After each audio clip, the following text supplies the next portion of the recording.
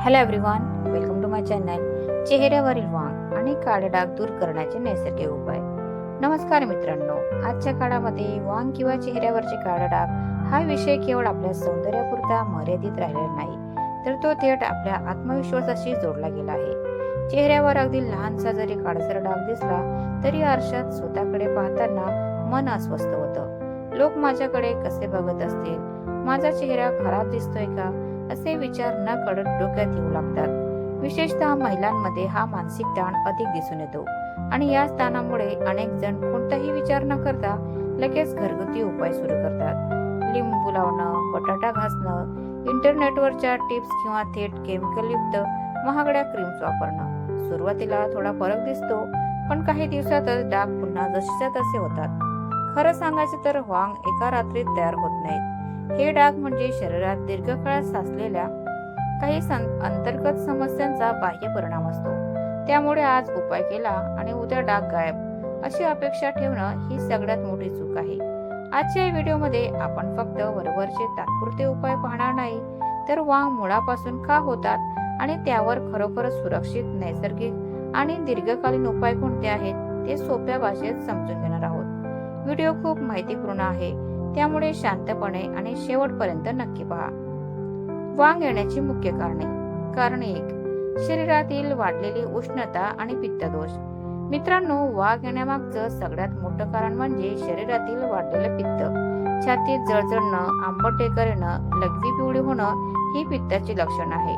लोक यावर तात्पुरती ऍसिडिटीची गोळी घेतात, पण मूळ पित्त आतच साठतं. आयुर्वेदानुसार जेव्हा पित्त रक्तात मिसळतं तेव्हा रक्तातील ही उष्णता चेहऱ्याच्या नाजूक त्वचेवर वांगाच्या रूपाने बाहेर पडते. त्यामुळे फक्त वरून क्रीम लावून उपयोग नाही, तर आतून पित्त शांत करणं गरजेचं आहे. नंबर 2.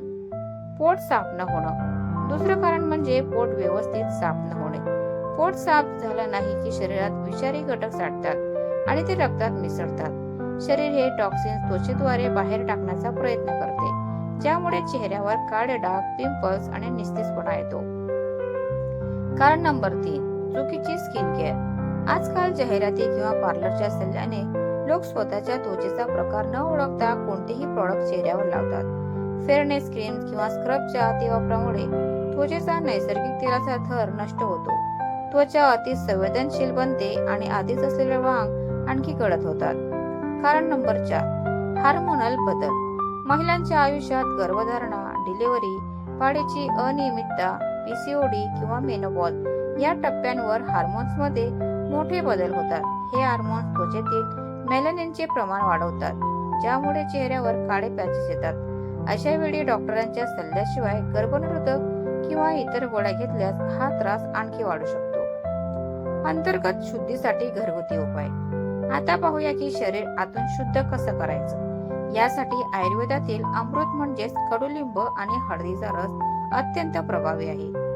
कृती. 7 ते 8 कडुलिंबाची कोवळी पाने स्वच्छ धुवून थोडं पाणी घालून ठेचून घ्या आणि त्याचा 20 ते 30 मिली रस काढा. त्यात फक्त 1 चिमूटभर शुद्ध हळद मिक्स करा.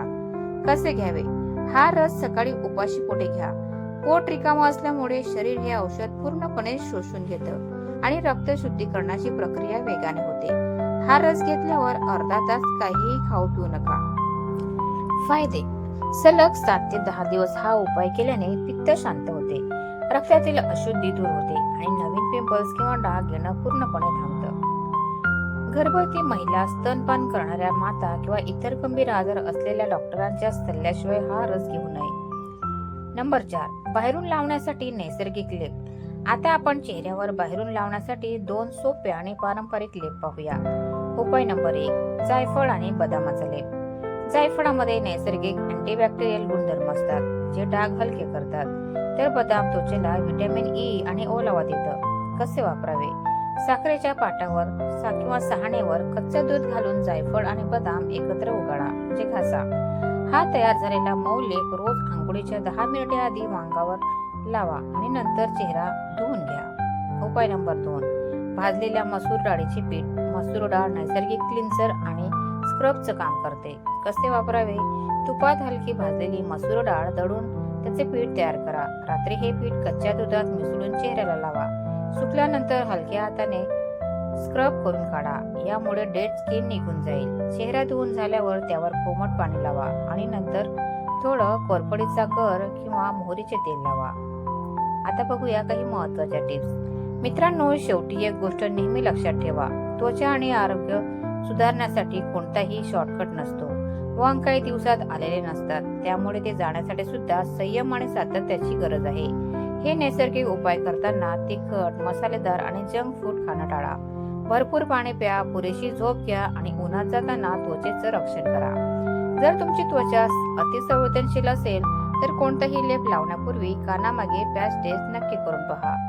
स्वतःच्या शरीराला समजून घ्या आणि संयम ठेवा. बदल नक्कीच दिसेल.